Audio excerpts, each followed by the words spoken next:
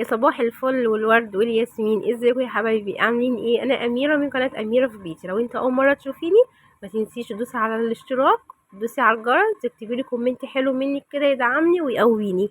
ان شاء الله النهارده هنعمل مع بعض، هنكمل بقيه الروتين اللي احنا بدأناه امبارح في الفيديو بتاع امبارح. لو انت ما شفتهوش خش على القناه وشوفيه، وان شاء الله ينول اعجابك وتكتبي لي كومنت حلو عنه. هنكمله بقى الفيديو بتاع امبارح، هنكمله في الفيديو بتاع النهارده. انا كنت عامله روتين في غرفه الاطفال، والنهارده هنعمله في الريسبشن كده مع غدا بردك بسيط. كنت بقى باخد فاصل في المرحله دي، كنت باخد فاصل ما بين الاوضه دي والاوضه دي. قلت اشرب كوبايه نسكافيه كده حلوه تظبط الدماغ. انا اهم حاجه عندي يعني ما بهتمش بالاكل ولا اي حاجه غير يا شاي يا نسكافيه. بصراحه ما كنتش بشرب شاي كتير، بس بدات في مؤخرا ان انا اشرب شاي كتير زيه زي نسكافيه، يعني مش عارفه ليه. ممكن عشان نسكافيه غلي شويه، فالواحد بيحاول يعدل الميزانيه ما بين الشاي والنسكافيه، ممكن. خلاص، فانا عملت النسكافيه وزي ما انتم شايفينه بمضرب البيض. طبعا احنا بنتصرف نعمل باي حاجه عشان يطلع معانا الفوم حلو. هنصبه بقى ونشربه كده. وقبل ما نخش على الفيديو، احنا متعودين ما بنبدأش فيديو غير لما نصلي على الرسول، اللهم صل وسلم وبارك على نبينا محمد وعلى آله وصحبه أجمعين. ونذكر ربنا كده طول ما احنا بنتفرج على الفيديو او بنعمل حاجة في بيتنا، نذكر ربنا كده عشان ربنا يبارك لنا في حياتنا ان شاء الله. خلاص، بصوا الفوم بتاعه ما شاء الله. كمان انت لو بتحطي سكر اكتر مني، انا بحط ربع معلقه صغيره خالص او نص معلقه بسيطه، فهيطلع معاكي فوم اكتر لو انت بتحطي سكر اكتر مني. خلاص نبدأ بقى. انا دخلت بقى كده على البلكونة، كنت بشوف فيها اشوف الجو بره عامل ايه، عشان امسك البلكونة كده هنفضها. الجو ده انا عايزة اقول لكم يعني، انا كنت قايله لكم الفيديو اللي فات ان الروتين ده كان يوم الجمعة، كان بعد يوم الخميس. كنتوا شايفين انتوا الجو كان عامل ازاي يوم الخميس؟ فالبلكونة كانت ضلفة السلك دي كانت متردمة رمل بقى وتراب، مش عارفة. انا اول بلكونة في البيت، يعني أنا اول بلكونة مني للشارع على طول، فعشان كده بيوصل لي التراب على طول، مع ان الشارع عندي ضيق مش واسع، بس على طول يعني التراب ده. بس انا بقفل، يعني انا ممكن اصحى الصبح اهوي الشقة، افتح الشبابيك وكده، واجي على الساعة 4 5 كده نبدأ نقفل بقى خلاص. بيبقى الجو حر، بس انا بيبقى عندي مروحة وعندي التكييف، مش محتاجة بقى تراب اكتر من كده، كفاية. نفضنا البلكونة كويس بقى بالقماشة ونخش بقى على الركنة. انا حبيت ان انا اغير فرش الركنه، كان بقاله برضك اسبوع او 10 ايام ما غيرتهوش، كان بقاله 10 ايام.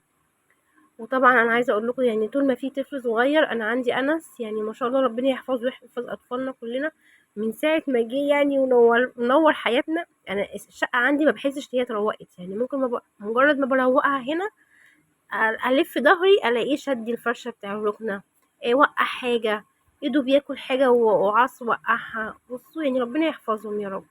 انا عارفه ان هي مرحله وهتعدي، يعني انا بصبر نفسي.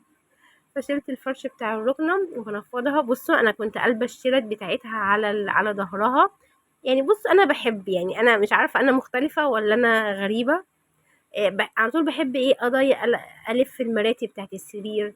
الشيلات بتاعت الركنه برضك احب الفها واضيرها، بحيث ان انا ببقى عندي هس ان الركنه هتبوظ او المرتبه هتبوظ، الناحية هتبقى واطية والناحية هتبقى عالية، مش عارفة عندي هسس من الحاجة دي. وبحب جدا يعني احافظ على حاجتي، مش عارفة ليه. اقول برضك ان احنا عملنا في الحاجة يعني تعبنا عقبال ما عملناها. يعني الركنة دي كانت مكلفاني 12,500، ده من 5 سنين، انا عاملاها بقالي 5 سنين، كانت مكلفاني 12,500. فعارفين ان انا يعني انا بحافظ عليها على قد ما اقدر. يعني ممكن ولادي مش بخليهم يقعدوا عليها كتير يستهلكوها كتير. يعني انا لا، في عندنا غرفة الاطفال نقعد فيها ونتفرج على التلفزيون براحتنا وكل حاجة. يعني حابة ان الحاجة تعيش عندنا على قد ما نقدر، عشان خاطر انتوا شايفين الدنيا عاملة ايه دلوقتي. يعني الوقت الواحد عشان يعمل ركنة زي دي مش اقل من 30 حاجة و20 الف جنيه، ومش هتبقى برضك يعني مش نفس الخامة كده. فاحنا بحب احافظ على الحاجة. خلاص انا نفضت الركنه طبعا، عملتها بالقماشه كده نفضتها. كان في طبعا، أنا كنت عايزه اقول لكم في بلاوي، كان في كيكه واقعه، كيكه اللي هي هوهوس دي واقعه تحت الشنطه، وبسكوت، حاجات من انس. وفرشت بقى البياضات دي، البياضات دي كانت عندي دفايات انا كنت جايباها، قسمتها كده، لقيتها حلوه يعني عليها من على الحرف كده اللي هو الشغل اللولي ده اللي هو بيتركب، اللي هو فيه الوان. هقوله لكم، هيبقى هقرب منها وهتشوفوها. فكنت قصيتها ووديتها للخياطة قصيتها لي كده بالطول، عملتها بياضات للركنة. هي لونها اخضر كده، اخضر مهدري حلو كده. هي مش مشكلة ماشية مع الموف او مش ماشية، مش مشكلة، المهم ان هي محافظة لي على الركنة بتاعتي. بصوا انا عندي الركنة كمان يعني القماشة نوعين، يعني شكلين قماش مختلفين، عشان لما عملت الركنة دي ما كنتش عاملاها مرة واحدة. يعني عملت الجزء ده في مرة، والجزء اللي بره ده بعديها بسنة عملت الجزء التاني، كملت الركنة في الريسبشن كله. فساعتها عملت مش لاقية نفس الشكل بتاع القماش، فاضطريت ان انا اعمل شكلين قماش مختلفين كده.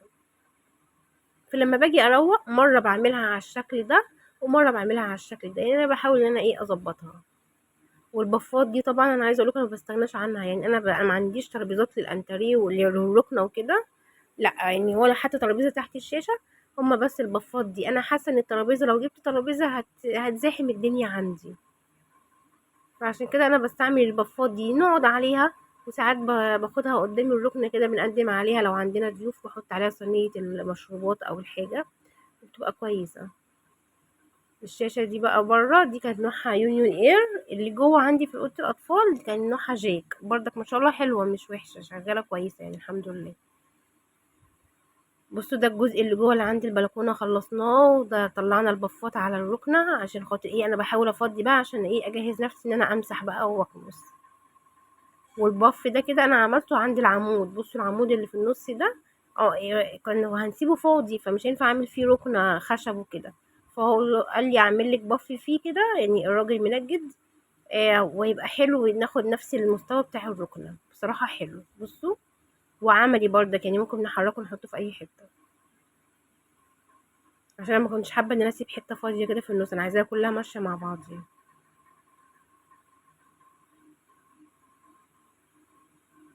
الفرش بصوا اي ملاية عندك اي حاجة قصيها واعمليها بياضات للركنة او الانتريه عندك، يعني طول ما الحاجات دي متغطية بصراحة بتحافظ لك على على الركنة او الانتريه بشكل جامد جدا. ولما يبقى جايلك حد ضيوف او كده ممكن تشيليها من عليها وتسيبيها كده. انا عن نفسي بحبها بالبياضات والفرش اللي عليها، يعني انا لو شلت البياضات وسبتها كده مش ببقى متخيله الشكل بتاعها عامل ازاي، مش بحبه، بحس ان هو كئيب. ممكن اللون غامق بس انا بحب الموف. ممكن قدام شويه ان شاء الله كده نغير اللون بتاعها، نعمل لها كسوه بقى جديده كده، اورنج، الوان فاقعه، اورنج وفسفوري كده، حاجات كده غريبه. دي بقى الركنة دي اللي هي الشكل التاني، اللي جوه كان شكلها ورد، دي شكلها كده سامبوكسات، ألوان كده رمادي في بينك في موف. بس واللي أنا قاعدة عليها دي كانت دي بتتفتح سرير، يعني أنا عشان كده هي تلاقيها عالية شوية، فدي بتتفتح بعملها سرير لما يبقى عندنا ضيوف. بص بنديها بقى تنفيضة حلوة كده. طبعا أنا بحب أعملها بالمكنسة، بالإيد بتاعت المكنسة كده، وبس دي بتبقى في أيام العيد بقى. يعني قلت المرة دي أشيلها كده أنفضها تنفيضة حلوة كده، وأغير الإيه البياضات بتاعتها. ونفرش بردك البياضات، انا كنت جايبه اللي هما الدفايتين فقسمتهم طلعوا لي 4 قطع، يا دوب على ارض الاربع الكنبات اللي عندي، وكانوا حلوين جدا بصراحه، ومدين شكل تغيير. والبفات انا حطيت عليهم حاجات كده ايه بيضه او اوف وايت من عندي بردك، إيه يعني مش كويسين شغالين. بصوا الورد اللي ورايا الموف ده، انا من ساعه ما جبت انس، يعني هو من ساعه ما انس ما بدأ يزحف ويمشي، واحنا ما بقاش فيه باسكيتات في الشقة، احنا كنت حاطة في كل أوضة باسكت، وما بقاش فيه ورد، يعني انا شلت الباسكيتات وشلنا الورد ده، كان مصير الورد ان انا شلته ورا الكنبة كده مخبياه، لغاية بقى لما يكبر شوية ويبقى فاهم ان الحاجة دي ما يوقعهاش وما يلعبش فيها.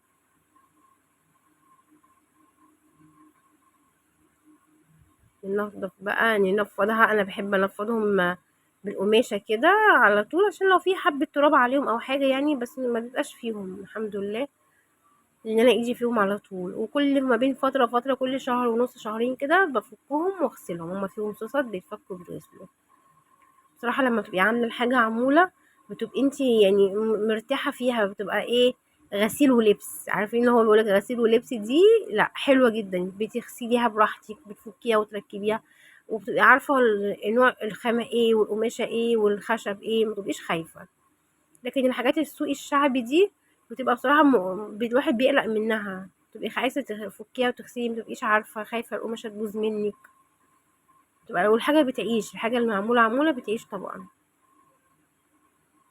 بصوا انا بعد ما عملت الركنة اللي جوه على الورد، عملت بره على الشكل السمبوكسات، هرجع تاني اخش جوه ابدل المخدات، اعملها على السمبوكسات. ان انا بعمل الجزئين دول بعملهم نفس الشكل، يعني كل مرة اعمل على الناحية الورد يبقى كله ورد وسادة، ومرة اعمل على الناحية السمبوكسات يبقى سمبوكسات وسادة.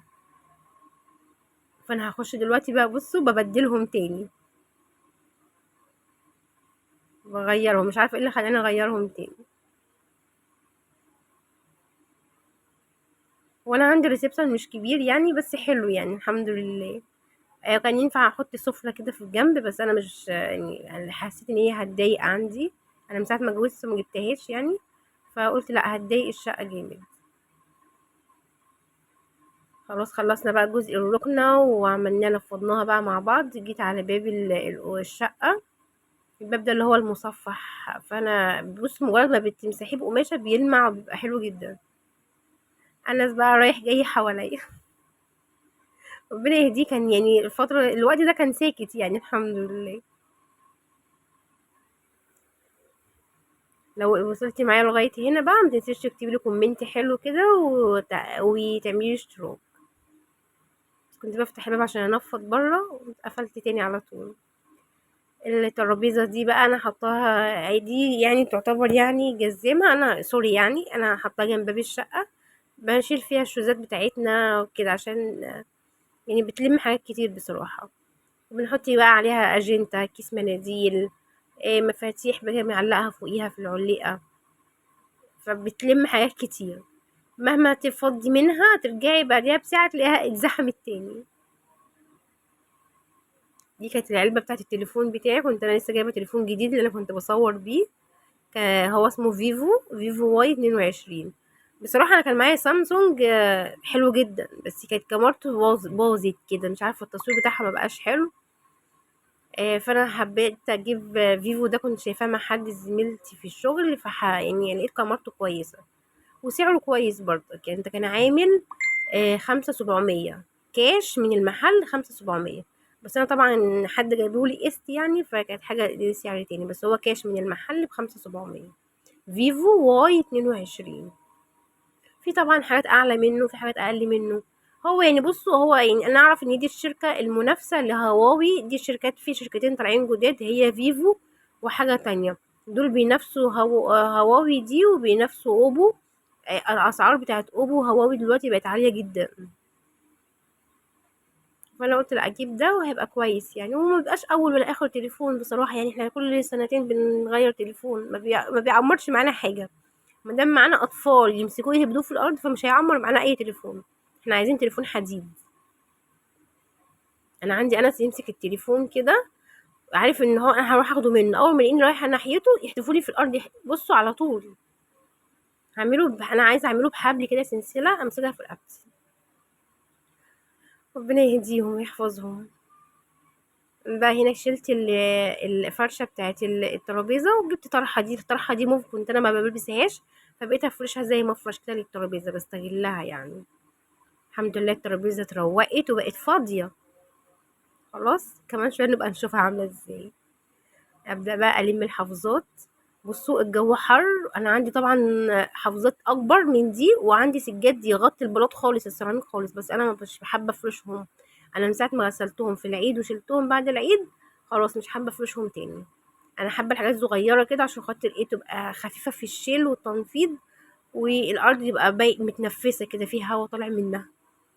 جو حر اصلا، مش الواحد مش مستحمل حاجه في الشقه.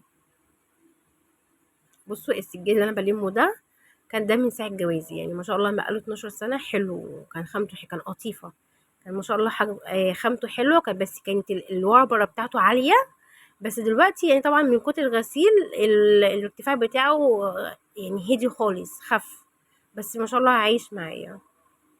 دي ملاية قديمة عندي، انا بستعملها للاكل يعني، انا على طول عندي ملايتين بنفرشهم على الارض قبل ما ناكل. انا حاطه حافظات طبعا على السجاد، بس دي بفرشها على الحافظات من فوق، عشان ردة وقعت، رزاية وقعت او حاجة، وبعد ما بناكل بنشيلها بننفضها بقى، نفضها في البلكونة كده من بره خالص. وكل اسبوع بغسلها. انا عامله 2 غيارين مع بعض كده، ملايتين قدام عندي مش بستخدمهم، عاملاهم للاكل. عندك بقى ملاية قديمة، كبرت قديمة خالص، أو بطانية اللي هما بتوع الجيش القدام دول، بيبقوا حلوين، بيحافظولك على الحافظة وبيحافظولك على السجادة. نبدأ بقى نكنس الشقة. طبعا أنا كنست وهكنس دلوقتي، وبس هرجع تاني في الآخر زي ما قلت لكم. أنا بعد ما بكنس وبمسح برجع ألمع تاني الحاجة بالبخاخة اللي أنا عاملاها اللي فيها خل وديتول، عشان تخليلك الشقة كده والحاجة بتلمع وريحتها حلوة. لان مطرح الكنس ده بتلاقي ممكن حبة تراب طلعوا منك كده وانت بتكنسي تاني لزقوا على الحاجة.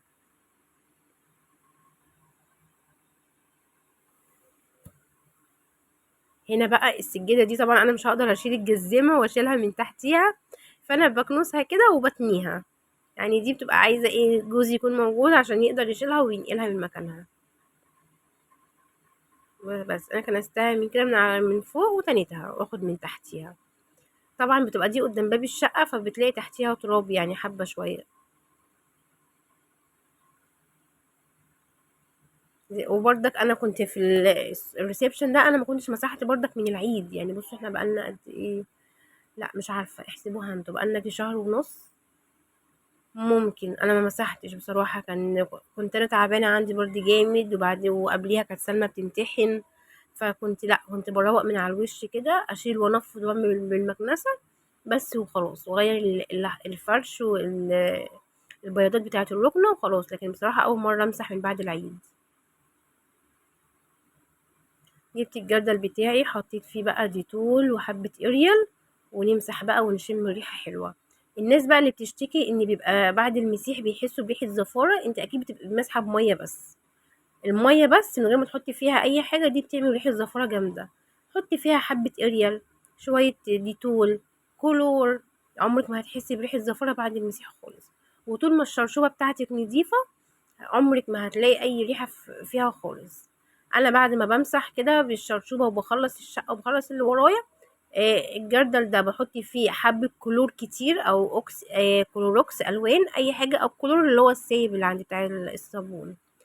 بملاه بقى يعني احط حبة مية صغيرين وكلور كتير، وبنقع فيه الشرشوبة بتاعتي، واسيبها تاني يوم اعصرها كده بتلاقيها بيضة زي القشطة، ما فيهاش ريحة وما فيهاش اي حاجة. وتسيبيها بقى تنشف، ما تسيبهاش طول الفترة بقى في الجردل وفي المية كده، لأ. انت خلاص مسحتي، تاني يوم شيليها من الجردل اللي فيه مية بكلور، واعصريها حلو وسيبيها تنشف. هتنشف مش هيبقى فيها اي ريحة كمكمة ولا اي حاجة. اي نوع شرشوب اعمليها كده. سيبيها تنشف. يعني في ناس بتعلقها في الحمام تنشف، حطيها في البلكونة تنشف، عشان ميبقاش بس فيها عاملة ريحة كمكم.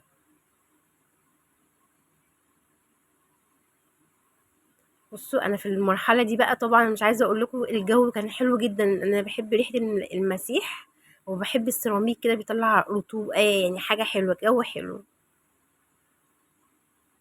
خلاص سيبت بقى الارض تنشف ومشغله طبعا المروحه، وبلمع بقى. ارجع تاني بقى ماسكه القماشه بتاعتي الفانيلا البيضه دي، وبلمع بيها عشان خاطر الحاجه بتاعتي تطلع بتلمع كده وحلوه، عشان لو في تراب طلع مننا واحنا بنكنس نمسحه تاني. بصوا انا رايح جاي رايح جاي حواليا. عايز البخاخة، بيحب يمسك البخاخة ويقعد يدوس عليها يطلع مية.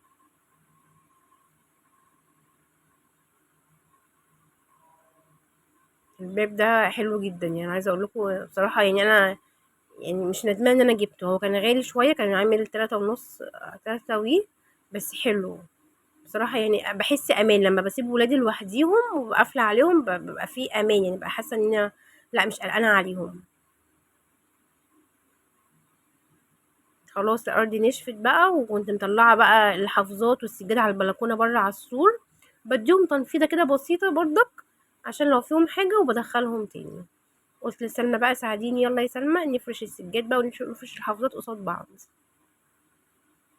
دي سلمى بنتي الكبيرة البكرية بتاعتي، ما شاء الله ربنا يحفظها ويحفظ ولادكم. هي عندها 12 سنة، هي رايحة أولى إعدادي. بصراحة إن ربنا بيحبها بيرزقها بالبنت، أول خلفية تبقى بنات بصراحة. يعني هي اللي شايلاني وشايلة أنس وشايلة أختها. يعني انا يعني انس هي اللي مربيه انس بصراحه، فربنا يحفظهم ويحفظ ولادكم جميعا ويهديها علينا.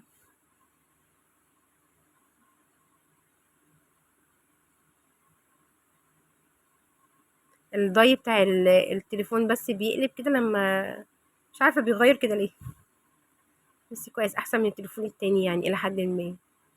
خلاص فرشنا بقى وخلصنا الشقه الحمد لله وارتحنا. بصوا كان ريحه التراب ماليه الشقه، طبعا الشقه كلها كان ريحتها تراب من يوم الخميس ده. فيلا بقى كده الجدعاني هتشوف الفيديو ان شاء الله هينزل لكم على الصبح كده، فشوفي بقى والجدعاني كده قومي خلصي اللي وراكي وتشجعي كده ماشي. خشي على القناة عندي شوفي فيديوهاتي ان شاء الله هتعجبك، ولو ما عجبتكيش اكتبي لي كومنت كده حلو ومش سلبي ماشي. خلاص بصوا ده اللون الاخضر بتاع الحافظات اللي وفيها الشراشيب اللي هي اللولي دي انا بقول لكم عليها. خلاص والاوضه خلصت الحمد لله كل حاجة، والترابيزة لسه فاضية الحمد لله لسه ما اتملتش. خلاص هنخلص بقى ونخش بقى نعمل الغدا. دخلت على البوتاجاز. عملنا ايه؟ هنعمل كبد وقوانص. جبت طاسة او صينية حلة، جبت بصلاية مع معلقة زبدة او سمنة المتاح عندك. قلبت البصلاية كده شوية اول ما تدبل، عندي لها رشة فلفل اسود. هنزل عليها بالقوانص اللي انا منضفاها حلو، بنضف القوانص حلو والكبد وبشيل منها الجلد بقى والحاجات الدهن والحاجات دي، وانقعها في ميه بخل ونص او ليمونه شويه نص ساعه واصفيها. ونقطعها بقى، انا قطعت القوانص ونزلت بيها على البصل وسبت القوانص تستوي حلو مع البصل لغايه لما لقيت القوانص خلاص قربت تستوي. هنزل عليها بالكبد. الكبد بردك انا مقطعوها قطع مكعبات. لما تحطي الكبده مع القوانص ما تقلبيش، سيبيها شويه عشان ما تنزلش العصاره بتاعتها وفتافيت كده تتهري، لا سيبيها شويه. حطيت قطعه تومه وشويه فلفل سبايسي ورومي، بدات ابهر بقى فلفل اسود وكمون وسبع بهارات وشويه كزبره. بس يبقى انا الاول حطيت بصل، ولما دي حطيت عليه القوانص وقلبت وسبت القوانص تستوي مع البصل على نار هاديه. القوانص قربت تستوي نزلت عليها بالكبد اللي احنا مقطعينها وقطع التومة والفلفل، قلبتهم مع بعض. نزلت عليهم بشوية بطماطم متقطعة مكعبات وطماطم مبشورة. خلاص وهقلب بقى كده، هبدأ اقلب الطماطم المبشورة مع الطماطم المكعبات والكبد بتاعتنا والقوانص كله مع بعض كده. انا ما حطيتش مية خالص، هي الطماطم مع الطماطم المبشورة هتعمل صوص كده حلو. ممكن تكتفي بالمرحلة دي أو تستوي وتبقى حلوة. أنا المرة دي حبيت أحط معاها بطاطس، يعني ده كان نص كيلو كبد وقوانص عندي، فأنا حبيت إن أنا أزود الكمية فحطيت عليهم بطاطسيتين كده قطعتهم مكعبات صغيرين ونزلت بيهم عليها. هتستوي كله بقى هياخد في سوا بعض. أول ما تحطي البطاطس هدي كده النار وسيبها تستوي براحتها، ما بنحطش مية.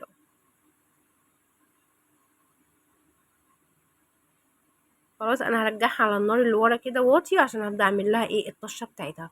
جربي اعملي الكبد والقوانص بالطشه، انا كنت عامله فيديو لوحده على القناه كان نازل قريب للكبد، يعني هو فيديو للكبد والقوانص بس. جربي الطريقه بتاعته، خشي شوفيه وشوفي الطريقه بتاعته. بصراحه حلوه جدا، يعني كذا حد جربها قال لي حلوه جدا تحفه.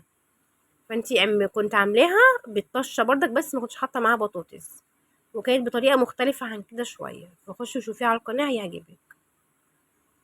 خلاص جبت طاسة فيها حبة زيت، انا المرة دي بقى حطيت زيت في الطاسة ما حطيتش سمنة، ونزلت عليها بحتة تومة كده مدقوقة بفلفل وشوحتها مع حبة كزبرة ناشفة. طشة عادية خالص بس يكون التوم مدقوق مع فلفل احمر او فلفل رومي وشوية كزبرة ناشفة كده ويتشوحوا في السمنة او الزيت، ونزلي بيهم بقى على الكبد والقوانص بتاعتي. كل ده والبطاطس بتستوي معانا والكبدة بتستوي والقوانص بتكمل السوا بتاعها وكل حاجة اتظبطت، وظبطي ملحك كده ووطي عليهم بقى وسيبيهم. عايزه تحطيهم في طاجن وتدخليهم الفرن ياخدوا غلوه في الطاجن تحت الشوايه كده وياخدوا وشهم يحمر، حلو قوي. انا بحب ساعات اعملها كده، بس بما اني كنت هلكانه وتعبانه فانا قلت لا هو كفايه كده الحمد لله ان انا عملت اكل. بصوا البطاطس انا بدوس عليها هي استوت بس كانت سخنه. خلاص بقى خلصنا الاكله بتاعتنا. بصوا سريعه جدا يعني. ونص الكيلو ما شاء الله قضانا، يعني كنت انا وسلمى ما شاء الله قضانا يعني واتبقى منه.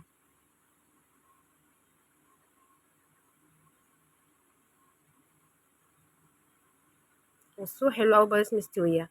الفيديو ده كنت انا عملته تاني يوم ان المسيح، يعني اول يوم لما انا مسحت كنت عامله فيه السجق مع البطاطس. تاني يوم كان يوم السبت عملت كبد القوانص، فنزلتها لكم مع بقيه الفيديو تمام عشان بس ما يحصلش لخبطه. بصوا ما شاء الله شكلها وطعمها حلو جدا. يا رب الفيديو يكون عجبكم، ما كنتش طولت عليكم، ومتنسيش تعملوا اشتراك ولايك. باي باي.